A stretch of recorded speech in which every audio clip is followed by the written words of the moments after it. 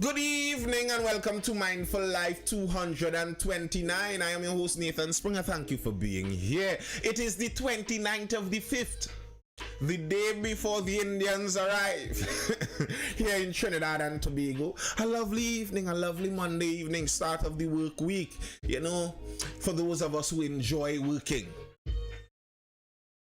I'm not sure how many of those there are out there, but if there are any of you, I'm sure you are happy it's Monday. Well, this Monday we're talking about police issues, as it seems a regular thing. I mean, when a country is in the way Trinidad is in, the amount of crime Trinidad has, it's kind of inevitable that a lot of issues are crime or police related. That's kind of the way it goes. It's kind of expected to some extent, but in particular, I saw a letter to the editor. Wow. I saw a letter to the editor, and it seemed to, as it were, answer some questions that I had.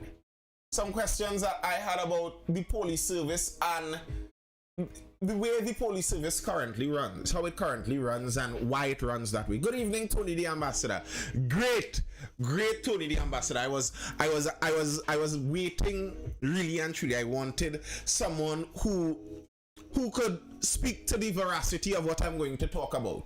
Someone who might have some inside information on that, because this guy who wrote this letter to the editor here, he says he's a police officer. He gives his full name too, so I have no reason to doubt the man, and he also says he holds a law degree. So let's jump into that article and see how this is true. Some of these changes that went on since had a disconnection there. Some of these changes that went on since 2005 thereabouts. I'd like to know if these changes are true. Good. Finally getting some movement over there on YouTube. CTPS, the beginning of the demise. I think it is obvious now for all to realize that something is definitely lacking in the police service, and to conclude that crime is out of control can reasonably be described as an understatement. The criminals have taken reign, etc. Many are now asking what is happening. Now, he went on here and he says he may have a fair idea on what went on. Clement Marshall, a retired police officer from St. James. He says at the start of this, I would kindly like to share my observation of certain trends in the police service over the past 10 to 15 years, which may shed some light on and possibly answer a couple of the questions posted above, especially the burning question of why it appears that there aren't any or many senior officers with knowledge and experience in crime fighting, investigation, and criminal prosecution. From the outset, I want to categorically state that I hold no bias. Let me correct myself, the only bias I hold is that I believe officers with the most knowledge and experience in crime fighting and operational strategies ought to have been preferred and prepared to take over the management and occupy the upper hierarchy of the police service. So here's where it starts. Prior to the turn of the century in the 1990s and early 2000s, promotion and thus elevation to the upper hierarchy and management of the police service was based on seniority, which for the most part meant officers with knowledge and experience in general policing, crime fighting, operational and administrative skills became first division officers. The system worked fairly well. However, it was thought that academic qualification should play a more significant role, and instead of using it alongside knowledge and experience, the administration, together with the naivety of the Police Association, agreed to replace the latter with the former. So, somewhere around 2005, when the general way police officers were elevated, they had four main areas. I believe there were four main areas around that time. You had the knowledge and experience, you had the qualifications, you had your performance appraisals. Good night. Are you going to cover the Privy Council's ruling that the government applying the local government term extensions retroactively was illegal? I covered some of that, but I can go over that, Massimo. That's not a problem. Yes, and also they had an interview with the Promotion Advisory Board. We'll go back over some of it, Massimo. That's not a problem. So, in 2005, they took away the knowledge and experience side of it. So before that time, knowledge and experience, time on the ground. This guy knows this job inside out. That's how you reach to the higher levels. Sometime around 2005, they decided that, what we really need at the higher levels is academic qualifications. Now, to me, I find these kinds of moves all around the country, all around our society, to have been ridiculous. They did it in many areas, and personally, I find it ridiculous. I was speaking one time to a guy from Airport Authority, and he's a pretty senior guy. When I asked him about the qualifications when he started when he started back in the 80s, what were the qualifications? And he told me it was basically show up for the interview for the most part. And once you got in there, they will evaluate what you are able to do, and if you have the capability, you elevate. Now, if you have no qualifications, you cannot start a job. So first you have to go and find the qualifications from whichever institute you find it, and then they give you the job, which they still have to train you for afterwards. To me, I think some of that could have been collated anyhow. But okay, they decided that, we don't want the police to elevate based on knowledge and experience. It's more on the academic side. So they axed out that knowledge and experience part. All right. This was, in my view, this is the officer speaking here. This was, in my view, the beginning of the demise. To set the record straight, let me state I am and have been a holder of a law degree since 2004, so I am not against academics, but it should not completely replace knowledge and experience. Obviously, it's not what it should do. Oh, tough, Nisi, tough. I could kind of see what you say there. I think I could see what you say there. And we regularly, don't worry, Mr. We're getting there. Pop down, calm down. They regularly do things like that. Where they exchange the knowledge and experience side with the academic side. And to me, what that actually does is it locks in people with privilege and locks out people for merit. For me, nearly any job should be based predominantly on merit. Who is best at the job, who is most suitable for the position, gets the position. But when you have something based on academics, bear in mind, academics is not necessarily merit. Academics is a test on abstract knowledge that hopefully translates to being able to have some merit in this job field. But we know academics, a lot of the qualifications in academics is dependent on parenting and situation and resources and access to resources, etc. For many areas, for many jobs, if your parents are wealthy, it's just a matter of money for you to become a lawyer. If your parent has enough money, it's nearly inevitable eventually you'll be the lawyer. If you want to become a pilot and your parents have enough money, eventually you will become a pilot. So when you change things to academic qualifications, you're actually locking out the lower classes of people that may have gotten in on merit and making it safer for the wealthier people. And I don't think that's a mistake, actually. I don't think it's a mistake. Regularly, we see the political class encourage things like this. The political class locks down many of the higher jobs in society into qualifications only. And then the children of the political class are the ones who are all the most qualified because obviously they have access to the universities, they have access to the internships. I was watching Mr. Obama's daughter, former President Obama's daughter. It was just an interesting thing I was noting. Her internship that she did was in the offices of one Harvey Weinstein. Imagine that. That's where you send your daughter to do an internship. And you think Mr. Obama, President Obama, didn't know who Harvey Weinstein was when he sent his daughter there? Jeez. But they're all connected. That's how those things work. So when you have it at the academic level, you're locking out certain people.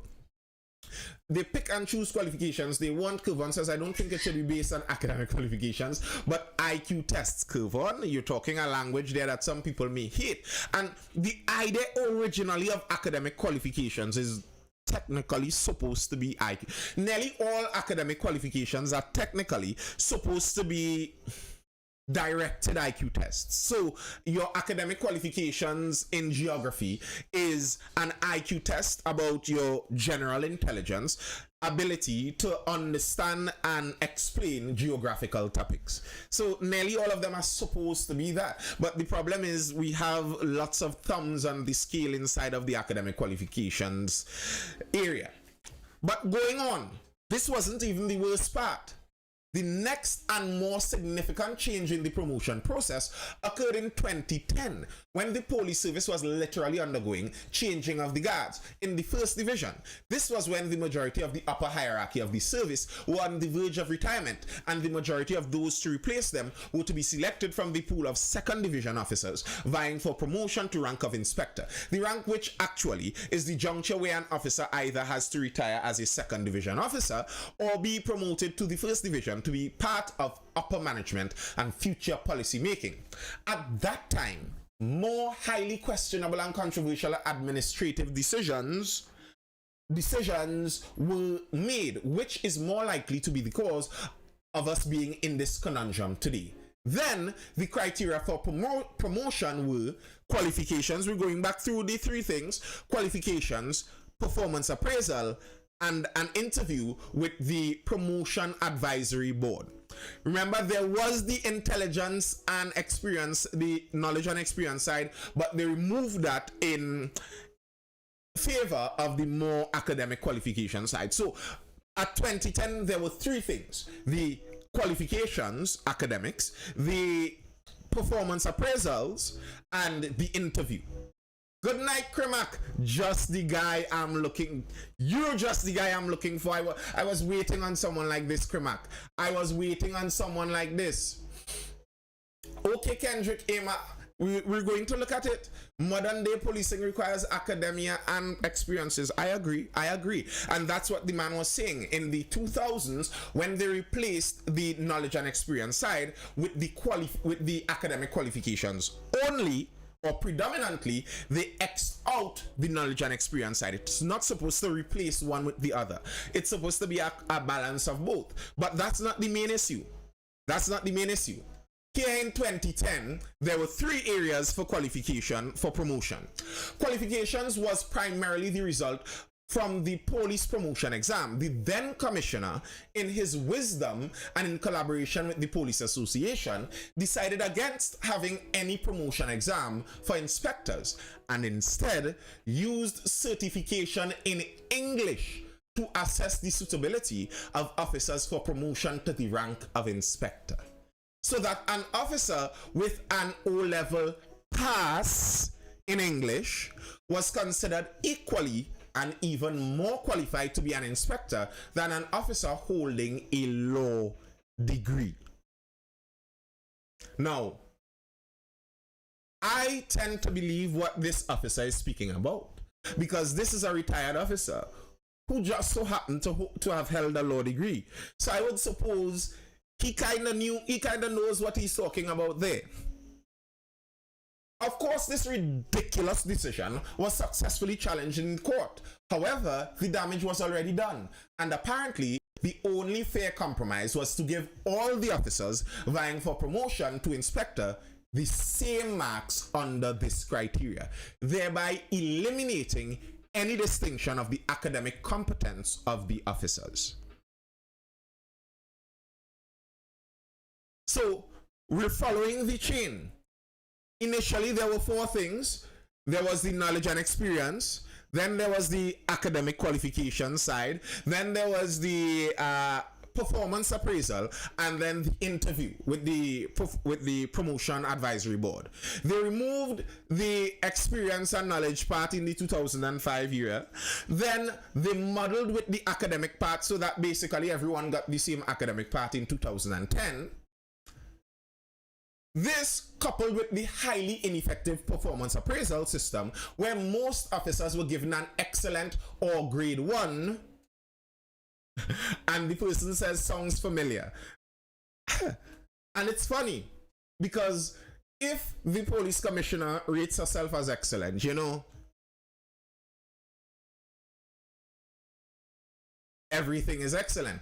Kendrick, I don't understand what the point is saying in what you're talking about there, about improper communication. That's irrelevant. Are you following Are you following what I am saying here? It's not, yes, good, proper communication is key, but replacing an English O-level pass, putting that on an equivalent level to a law degree, doesn't help with communicate. If you have a law degree, it's understood you already passed O-level English. So about improper communication, that sounds like the defense that an officer who wanted to make a move like this would make, trying to bamboozle people with nonsense about communications. Yeah, and either way, it was challenged in the court, and nothing. In fact, there was no one higher or lower. The court basically said everyone has to get the same grade now. So the proper communication, the O-level pass, it meant nothing. So the only thing that mattered now was the performance appraisal and the interview. And the performance appraisal, everyone basically got excellent or grade 1. So the performance appraisal meant nothing. So then there was only one criteria for promoting officers into a senior rank inside of the Trinidad and Tobago Police Service.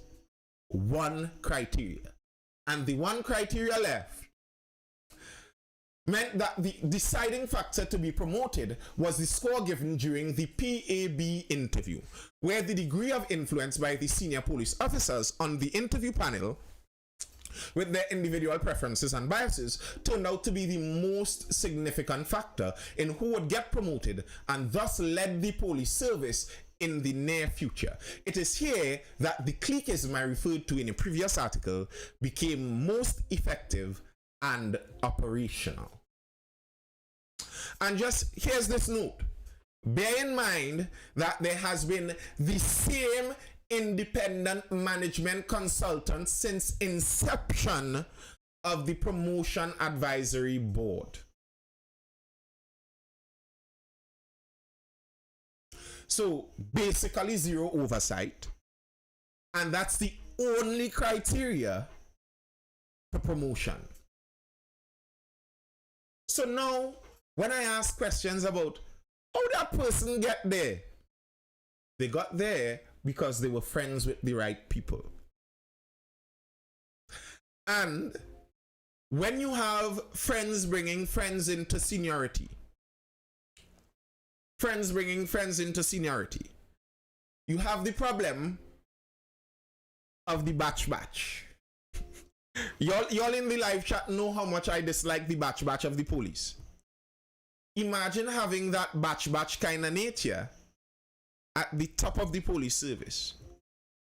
If I am a Division 1 officer and my fellow Division 1 First Division officer, I catch them in some kind of inappropriate action, what am I going to do when we roll scratchback for scratchback? Mr. Who says how the celebrity officer get 2 promotions quicker than the speed of light.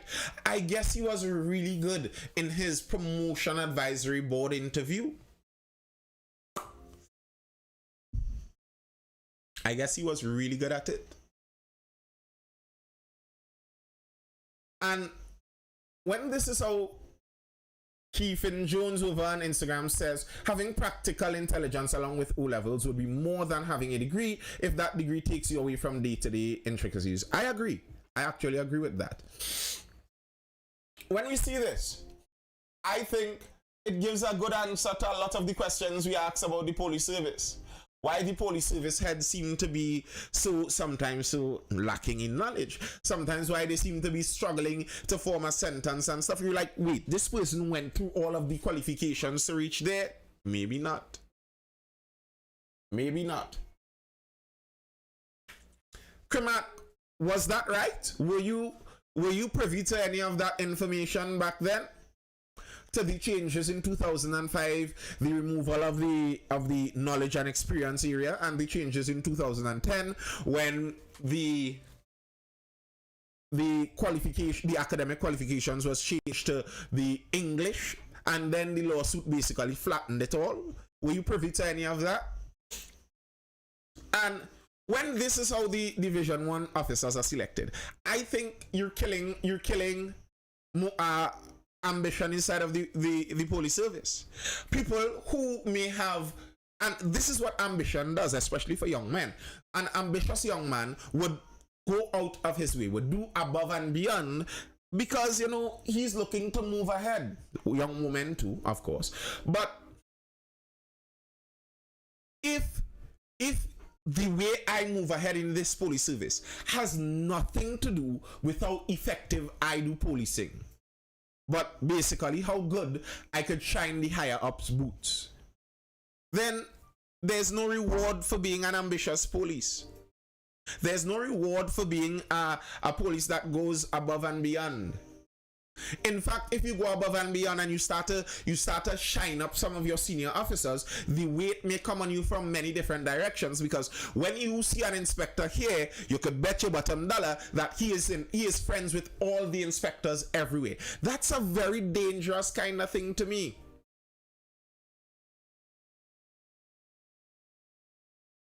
Well, I wouldn't doubt there may be some Kevin Jones, but I'm not. This article that I was reading wasn't coming from my opinion. It was coming from a retired police officer, one with one who holds a law degree also. So I suppose to some extent he knows what he's saying. Access hardworking police reward is more work and more work. There we have it. There we are. So if you work hard, they're going to leave you to work harder. That's your reward. So the motivation here is let's all be lazy boys and just join the boys club. And that may fast track our line to promotion. You join the boys club, you be friends with the right people, you go to the right lines, you turn a blind eye to the right things, you know. I don't see that. I see nothing. I see nothing. I hear nothing, sir. And then that's how you get promoted. And more of that creates more of that. And the police service grinds itself to a halt. How is that rectified? How do you fix that? To me, we really have to get back to a fully merit-based promotion system. I want the inspectors to be nearly in competition with each other, so that this inspector will prosecute that inspector if needs be. Two people in the chat say it can't be fixed. There's no fixing that. It's a hard luck. We lost that battle. Until we move away from political appointment. I agree, you know, Krimak. I regularly say I don't like the idea of political appointment. And, you know, on the topic of political appointment, Balgobin Maharaj, the guy who sued the government about the local government election extension business, he's also planning another lawsuit on the government now for the extension of the police commissioner's retirement. And listen, I don't know if he's going to win. I don't doubt if he loses in the High Court, he's going to carry it all the way up to the Privy Council again, because he is basically a proxy for the opposition. But I kind of understand his legal argument. Listen. Tell me if you all are following this. I'm not pulling up the article. I read the article earlier. Tell me if you all are following this legal argument he's making here. So, according to the Constitution, section 77 or 70 something, 71 or something in the Constitution,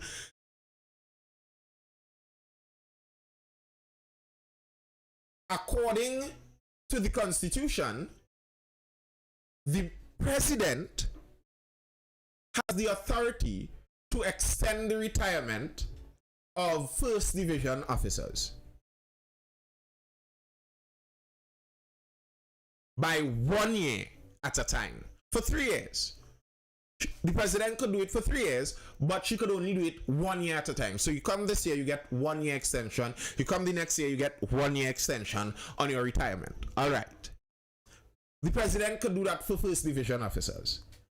But also, according to the Constitution, the commissioner is supposed to be appointed by the Police Service Commission.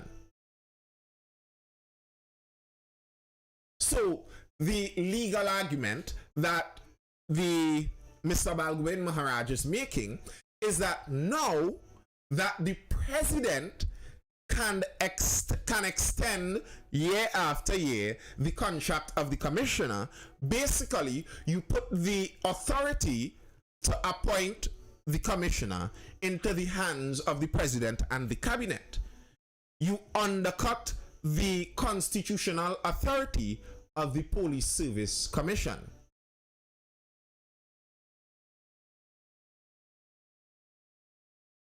Most likely extended at the request of the commission. I don't know about that, Mr. Because that's not what the law says. That's not what the law says. The law says that the president has the authority to do the extension. The president doesn't have to get permission from the commission. So I don't know if the president did. I don't know what the legal remedy for this will be, but I guess the courts will rule on this. But I do find it interesting. I understand the argument because the reason in the Constitution, if you think about it as the reason for the Constitution, the reason in the Constitution that the Police Service Commission is supposed to appoint the commissioner is because you want an independent commissioner. That's the idea.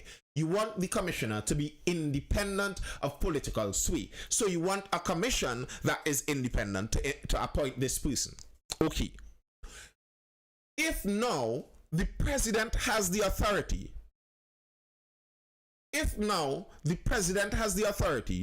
to fire or hire the commissioner every year over year, doesn't that now put the commissioner back underneath the authority, the maneuverings of the government? And you know, I spoke about this in the video I did today. The Prime Minister spoke about, he threw shade at the last government because the last administration had an acting commissioner of police for a long time. For a long time, they had an acting commissioner of police. And part of the problem with that is an acting commissioner of police is, he has to get the permission to act from the government. So you could say that, well, if you're an actor, you might not be an independent person because the government is giving you your job over and over and over. Even though the truth and fact is the government gives all commissioners their job really and truly. But all right, you saying that the buffer of the president, which buffers the Police Service Commission, which then buffers the commissioner, should allow them to be independent. Okay, all right, I'll take that argument. And then we assist in that buffering by allowing 2 buffers of the president and then the Police Service Commission, and then we give them 3 years. So now you are independently appointed and you have 3 years to do what you want in that position. But if you're an acting police commissioner, every year you're back with the government, please allow me to act again, please allow me to act again. So the impression could be had that, the government could have undue influence on the person. But the president could only extend your retirement 1 year at a time. So every year, Tanti Earlers back in front of the government too. Isn't that the case? Isn't she she is the substantive commissioner. She'd be able to make more decisions than an acting commissioner, granted. But in terms of job security and allowing the full independence of the office, doesn't this retirement move kind of hamper that independence? Like, let's be honest. If you had to get your contract renewed every year, would you be more or less independent than if you got your full 3-year contract all at once? That is yours. You do as you want. Which would you be more independent with?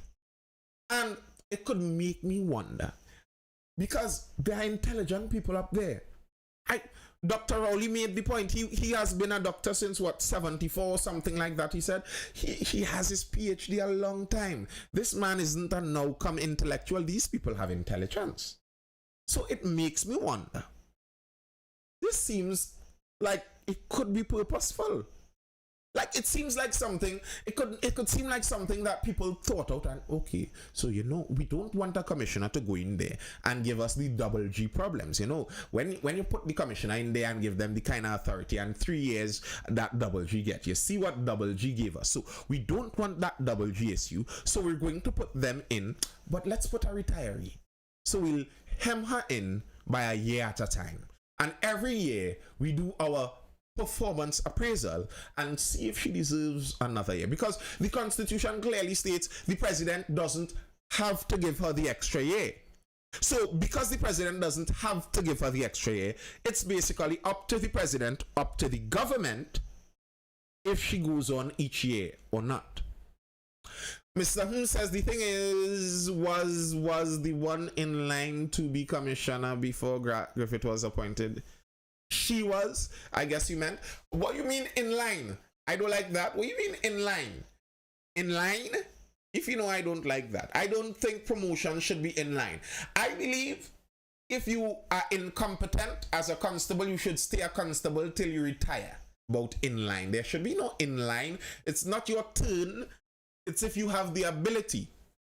In line. Now, speaking about police service, most senior person in terms of what? Is the most senior person the best person to lead the police service automatically?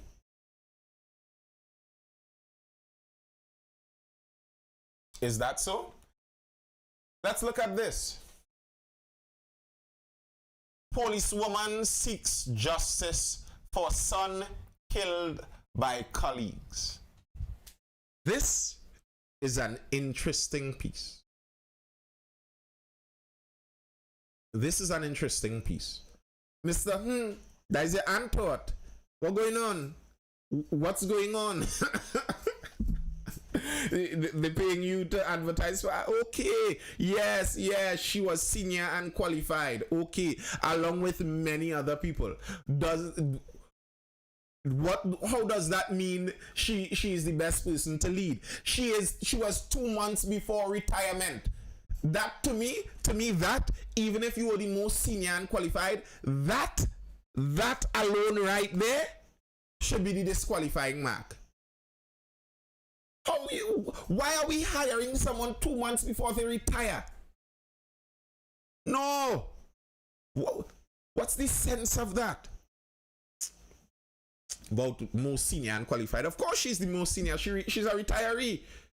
I don't mean this to be ageist or offensive to the older people, but if you're senior, it's because you're down in age. And more love to you, Tanti. I respect the aged people. Well done. Well done. I'm glad you reached that age and accomplishment, but allow the younger people their time now. Allow them. But why was she overlooked? That's the question that should be asked. Overlooked when? Overlooked when? Why was Double G selected instead of her? Well, I don't know for sure, but I could tell you right now, if you ask the general public if they would rather her or Double G, I think the answer would speak for itself. So why was she overlooked, to me, isn't too hard a question. I mean, when you're talking about promotions to a job, you don't have a due, and that's something I notice in the police service. Some police act like they have a due right to be in a certain position. Says who? Says who? To me, like you see what Mr. Jack Warner did way back in the 2010s, where he went out and got Iwatsky and Gibbs and brought them to head the police service. Now, it may not have been the ideal thing for Trinidad and Tobago and the nature of how Trinidad and Tobago is set up, but to me, that's the kind of idea I want. Where, all right, in Trinidad and Tobago, when we want the Heritage Petroleum Company to run at the tip-top measure, to run at the best measure, to run at the best level, what we do, we go out on the international market, look for the best CEO, pay him $180,000 TT plus perks, bring him to Trinidad for him to run this company. Because we believe that someone with that kind of capability is what we need to run an important company like that. Why should the approach for the police service be any different? We should be looking for a management expert. The old heads did not want Gibbs. Of course they didn't want Gibbs, because Gibbs usurped their right to promotion. Gibbs came from outside and was just placed on top, while they believe that we have a right for promotion. If I sit in the police river, eventually the police river pushes me out to the sea of inspectorship. No, that's not how it should be. Someone who is most suitable should be the person at the top. Yes, I know. I am aware, Kremak. I am aware. Captain Django says, unknown user, you are correct. Double G did stuff the public don't know about. I wouldn't doubt that. That's not a doubt of mine. Tony says we should be sending our officers to the best quality training to make them capable. Maybe we should. Or see the ones that are qualified in such. See the ones that are capable in such. To me, the leader of a police service needs to be someone like that. Someone very skilled in that kind of thing. All right, but let's go into this. A police officer whose son was shot dead by her colleagues is demanding justice and questioned their training. WPC Nikki Hemley said the action of the officers was wrong after they killed her son in a reported shootout in Chaguanas on May 16th. Hemley, who is assigned to the parliament, spoke with Sunday Newsday on Friday and questioned the training of her colleagues after they shot and killed her 19-year-old son, Legel Hemley, and Carenage resident, Kisse Lendo. Don't be quick to believe everything that is said, because we as humans tend to forget that there are three sides to a story. There's your side, there's my side, and there's the truth. I, as a mother, is not going to say that he probably was perfect. I am not one of those mothers, but I know what was done was wrong. It was wrong. Asked if she had lost confidence in the police, Hemley chuckled and said, no comment. I am hurt. I am disappointed. I am distraught. I don't know what to say. You are twisting the story, which is what I have seen being the norm now. That is the story that they, the suspects, always shooting back and whatever. 9/10 of the time, it is nothing like that. And the average man knows and have become aware of that being the new norm being carried out by the service. You know it's heartbreaking because it hit home. It hit home. This is a police officer. A police officer is saying that the story of they shoot first and we shoot back, 9/10 of the time she's alleging, 90% of the time is a fabrication.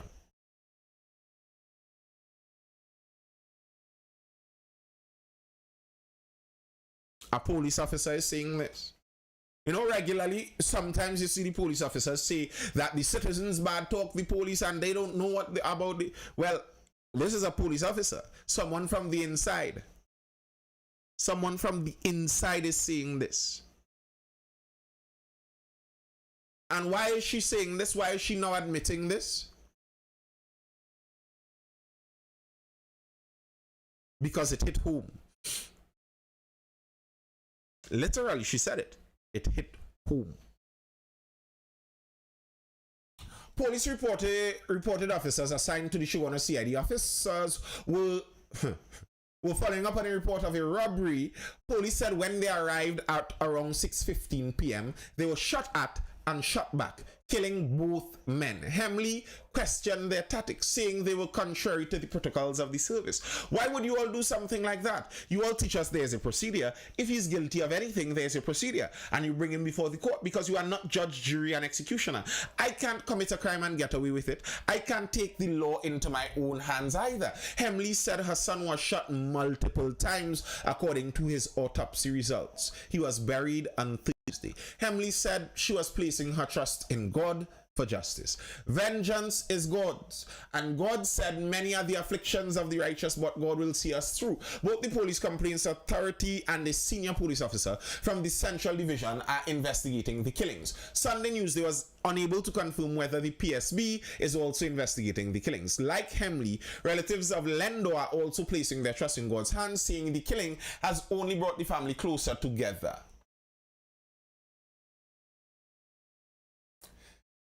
Worse than the killing, they say, the family of Mr. Kisse, was the report that Kisse was involved in a robbery. That is what is hurting the family. You already kill him. You still stinking up his name? By the grace of God, we will go until we get justice, the sisters said. Melissa added, they say don't touch the Lord's anointing. They touch the wrong family. We will get our justice. Listen. I don't want to be the officers with these much people literally praying against you every day. Day in, day out, there are people crying, tears, praying for hellfire on you.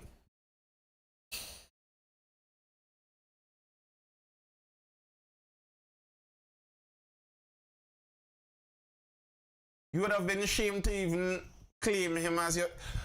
Krimak, did you follow this story? You're saying he went to rob? Did you follow this story, Krimak? I think you didn't follow this story. And this is why people develop literal hate for police officers. Because of things like this, where you automatically take the police side in a murder. You could look at the video of the robbery inside of the grocery. None of the men in the robbery was this man. You could look at the video. You could say, okay, he may have been the orchestrator of the whole robbery if you want, but it's clear he was no one inside of the grocery. But of course, the police drove up to them, and this young man, known by his family and all in his community, shot at the police. Hit no police officer, hit no police car, but was shot 5 times in his chest. 5 times in his chest while he was shooting at the police. Those police are so good at target practice. He was shooting at them and they were able to put 5 in his chest.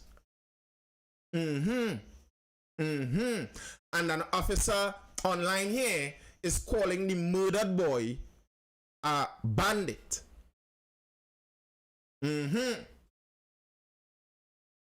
Listen, whatever punishment there is for murderers out there, if you are a police officer and you are a murderer, that is due for you too. The same thing that many of the officers love to quote when they're talking about the bad boys. Live by the gun, you will die by the gun. And you too, Mr. Officer. You too. You're a murdering police officer. That's going to happen to you too. That's your due. That's just the way the world is engineered. That is your due.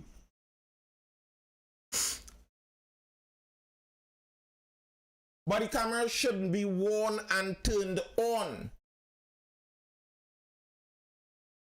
All right, Captain Django, you find that hard to believe, but people who have seen it done, people who have seen police shoot people, don't find it hard to believe. They don't find it hard to believe. The family said everyone in the community who knew Kesse and who knew of him and his family rubbished the police report that he was involved in criminal activity. The sisters said police labeling the men criminals did not change how they viewed police officers, adding they have friends and family members in the protective services. They do, however, hope that this incident changes the way police operate, and especially that it would lead to them using body cameras. Well, judging by how you see officers respond to this in comments, I don't think it will change officers. I really don't think so. I think what will change officers is when they start to go to jail, when you start to imprison officers, and when they start to pay out of their own pockets when they do the nonsense. That's what we'll start to see change. Answering questions in Parliament last week, the Prime Minister said additional body cameras will be bought for frontline police officers to augment those currently in use. We have been hearing about that for years.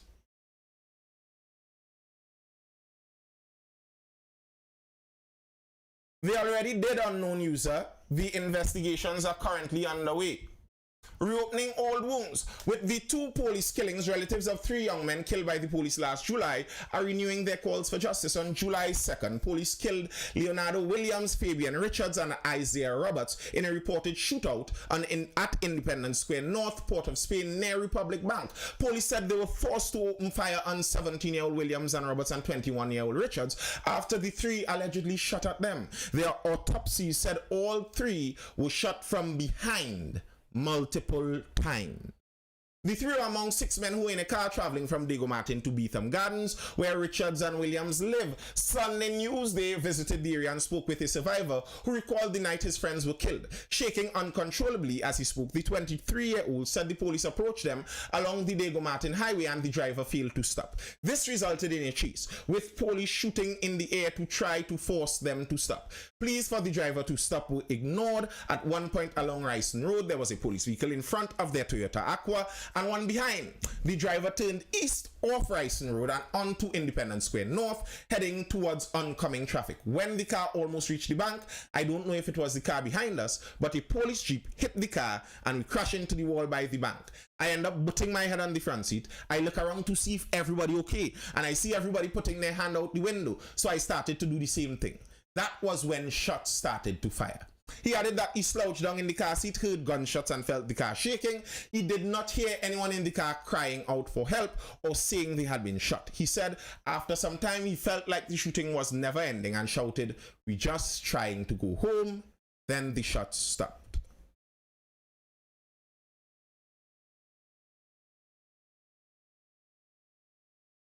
If officers have to pay out their own pockets, enthusiasm for the job will decline. Great. Great. Because if your enthusiasm for the job is based on you being able to escape wrongdoing unpunished, then you shouldn't be enthusiastic for that job.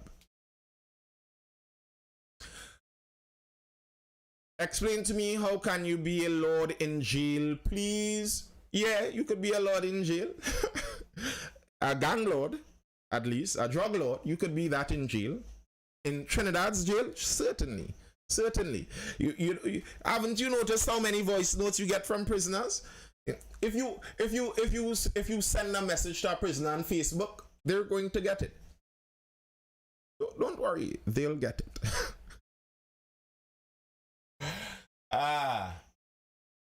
But the default of the police, many officers, to just believing their fellow officers and their tales.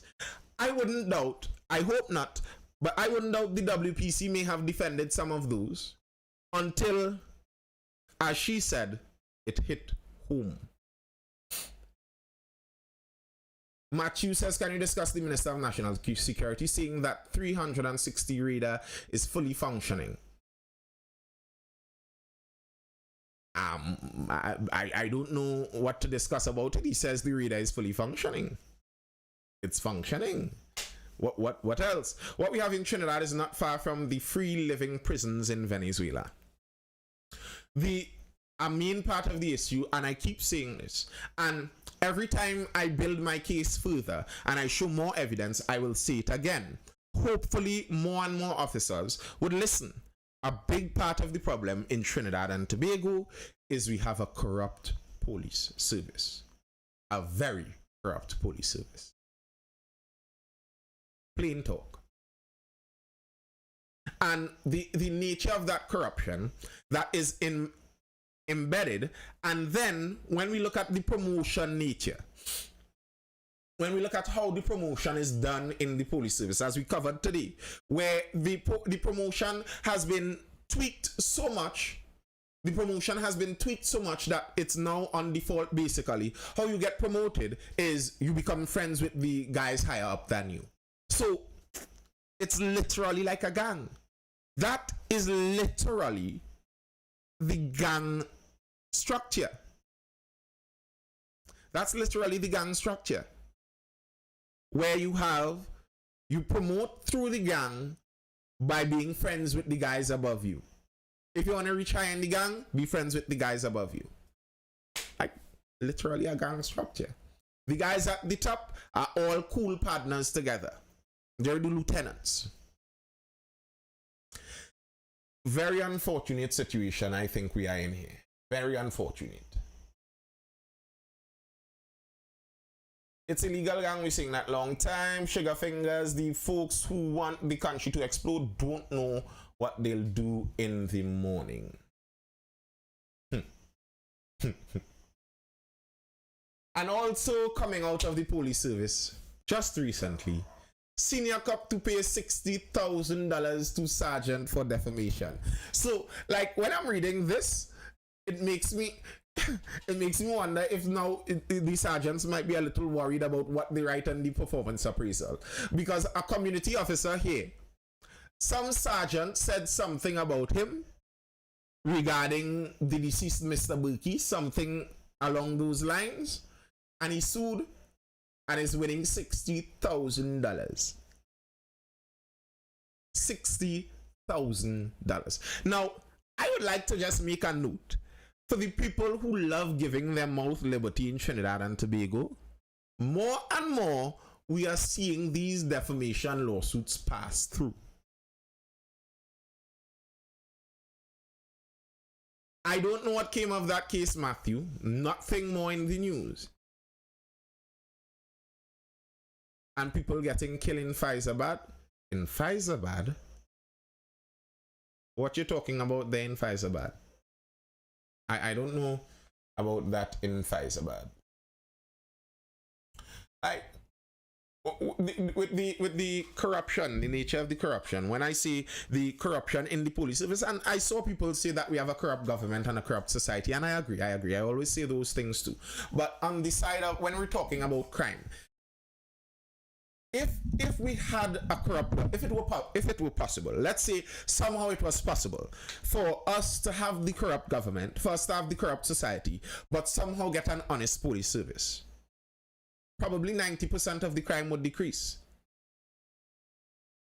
But beside the corrupt society and the corrupt government, when we have a corrupt police service, like the killings that were going on in the St. Augustine train line area, I remember one of the guys who was allegedly on one of the sides inside of that, the police held him, and from behind the prison walls, he started releasing voice notes, basically telling all, or telling some, I guess, of what was occurring. And some of what he said, I mean, what are you going to believe from an alleged criminal? But some of what he said seemed to add up about which stations having links to which gangs. Nathan, you pushing a anti-police blog? By no means, Krimak. By no means. My blog, my show is very pro-police. It's extremely pro-police. I believe, like, there are anti-police people. There are some people who believe that we should not have police. We should not have any police. But there are also people who believe police are necessary, but the nature of police is something that it necessitates a higher level of integrity. The police cannot decrease crime alone. Elect a dictator like El Salvador. Yeah. Well, the thing is, El Salvador didn't really elect a dictator. El Salvador elected a president and then continued making election decisions to give him more and more power. That's part of it. And part of it was cleaning up the police service. If we elect a dictator to clean up Trinidad and Tobago, we would see hundreds of police in handcuffs.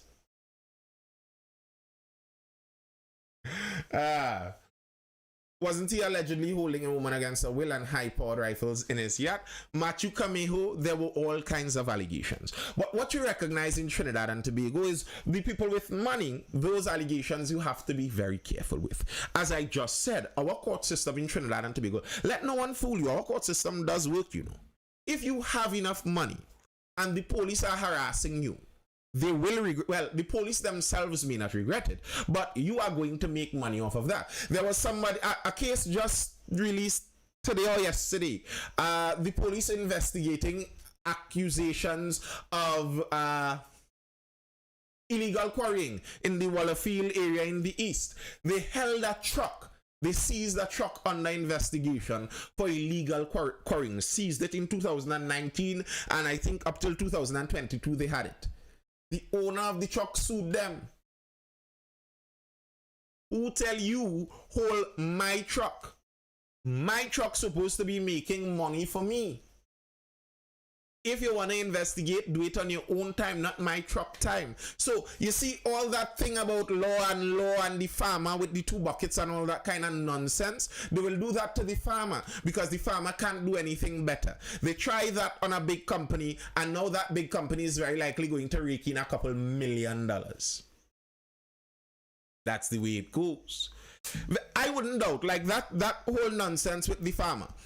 If that farmer was wealthy enough and had a good enough lawyer, there may have been a route he could have taken and gotten money out of the state for what they did to him there. I wouldn't doubt it.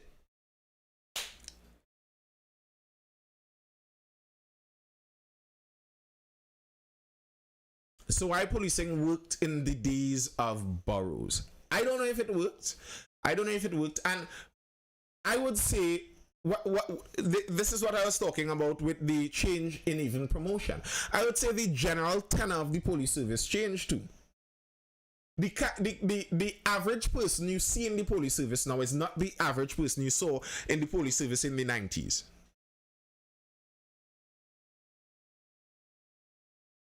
So that is not scary, Nathan, that our court systems are flawed. Yes, it is scary. It is very scary. Extremely scary. And yeah, but my take also, when you're talking about whether it worked back then or not, the police service, my take also is we have a different kind of police officer now. Like if you look at the average police officer in 1999, you combined all of the police officers in a blender, blended them together, extracted the essence, and created a human out of that person. That might have been a 6-foot man who is a family man. He is married with children, a kind of more serious, stern guy, someone who likes keeping very neat and tidy. His house is the house that is well painted and that's a kind of square guy. Those were the civil servant style people that went into the police service. But now, the average police officer is becoming more and more of a zessa. And I think that may have something to do with just the general changing of the direction of the police service, where some people, just by the default of who they were, when you had majority family men living with their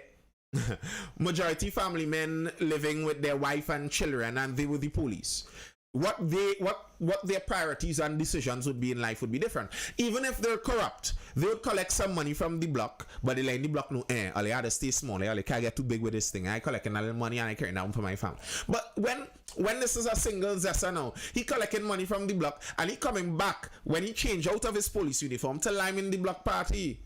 When the big boss throw his party for Christmas, 2-3 young police inside with the gold chain too, and the Air Max on. Hey! I think in the 90s that would have been something much rarer. So it's not necessarily that the police service per se got more corrupt, but just the average characters inside they changed a bit. All of them were corrupted to that was shady and all the San Juan drug lord days. Naya nickname was commissioner. And I think that's another part of the Jeppy violence in Trinidad.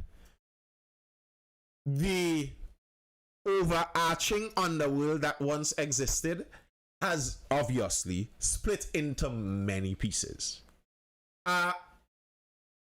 More unified underworld, like one big drug lord would have the country safer than 500 minor drug barons, you know. One big drug lord would have, you know, he controls everything.